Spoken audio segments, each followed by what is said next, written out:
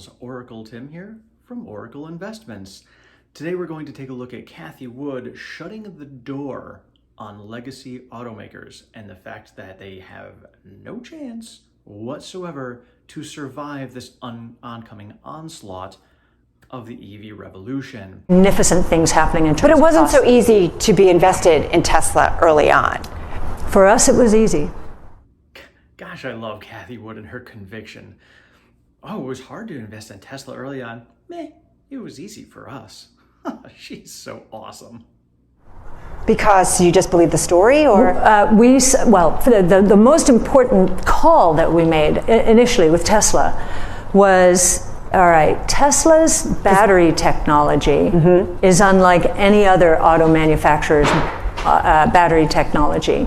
Tesla was riding down the cost curve of the consumer electronics industry. So laptops, cell phones, huge volumes, right? And when you get a scaling like that, costs come down. It's called a learning curve in the tech industry. So Elon, you had auto manufacturers and auto analysts laughing at him. Elon is building his car on top of cell phone batteries. Isn't that funny? And what they didn't believe was that the engineering was possible. Right. So there was they just didn't think it was possible. And he did.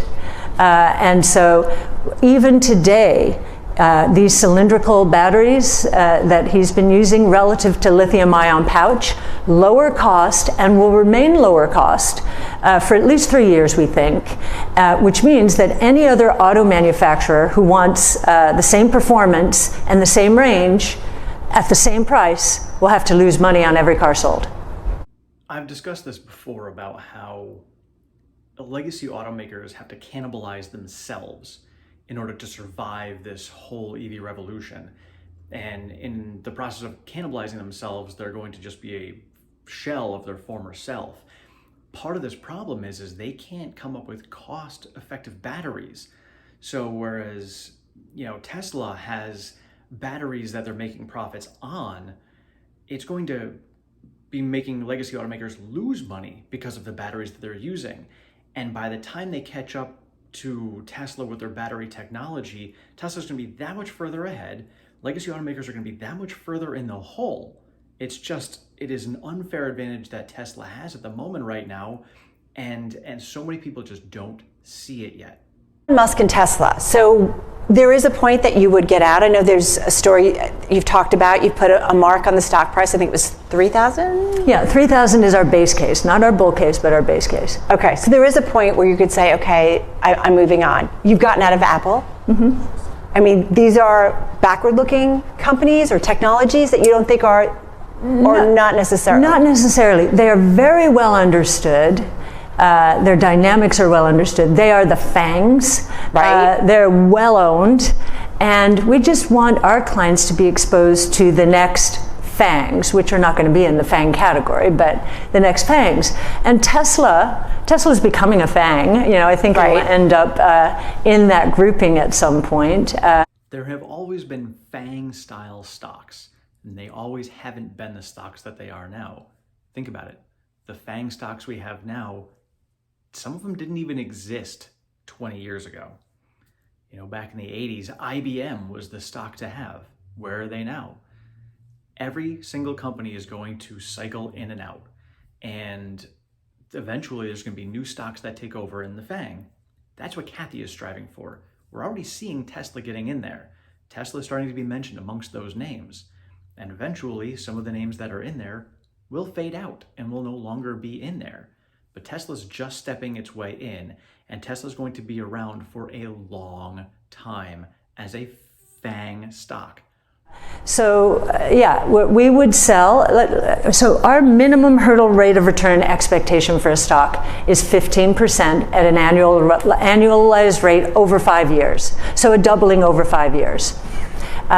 Tesla is about nearly a quadrupling over 5 years, so well within our range. So, just in case you hadn't heard this before or happened to mishear Cathie here, she's looking for Tesla to quadruple in the next 5 years.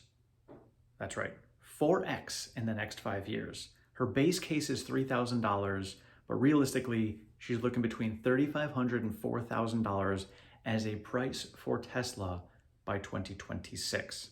You know, we have been taking profits, and that's because Tesla in here, I think it's becoming very obvious now that electric vehicles are taking massive share from traditional gas-powered vehicles. And so the stock finally is responding to that reality, because that has been true. And I do like how she clarifies the FUD around her selling her stock, selling Tesla on her funds. And it's strictly because of the fact that she's got Tesla doing really well, and as a portfolio manager, you know, they have to keep a certain balance. So Tesla's doing really well, and the rest of the portfolio is just not. So they have to sell off some Tesla because that's what they have to do to manage their portfolio properly. I didn't expect a second round of supply chain issues where now we have people hoarding because of Christmas. That I didn't expect. Right. And so we're getting another round of inventory building, but not in businesses, in homes. That car they bought last year is in their driveway or their garage. Auto sales, people don't realize, many people don't realize this, in the US peaked in April at 18.5 million units and are now at 12. Now, that is not just chip shortages. Yeah. That is, I bought my car last year. I'm probably never buying another gas car again. I'm going to wait for an electric vehicle. That's what I think is going on, or some of what's going on. And in case you weren't aware, most auto manufacturers, their Q2 earnings are down 30% for sales.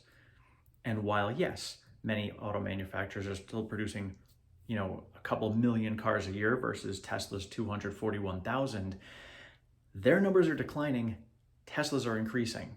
And what's going to be happening as this EV revolution takes over is ICE vehicles are going to be coming down. Me, for one, I have bought my last ICE vehicle ever. My next car is going to be a Tesla, without question. And with that, I know I'm not the only one. I know there's a lot of other people out there, and eventually legacy automakers are starting to make the EVs. And because they see that revolution, they're going to be pushing the EVs of their own because they have to, because they know if they don't, they're going to die. The problem with that is, as Cathie mentioned before, they're losing money because of their batteries, and their technology isn't as good as Tesla's. So what would you rather buy as this EV revolution is taking over? Would you rather buy a GM that is now falling apart and having to be recalled completely, or these other auto manufacturers where their technology just isn't as good, or a Tesla who's been doing it for well over a decade and is a significantly better value for the same price? Greater technology, same price. It's kind of a no-brainer. And so more people are going to be choosing the Tesla. More people are going to be, you know, having their last ICE vehicle sitting in their driveway right now. And over the next 5 to 10 years, people are going to be stopping buying ICE vehicles and buying EVs instead. So that's it.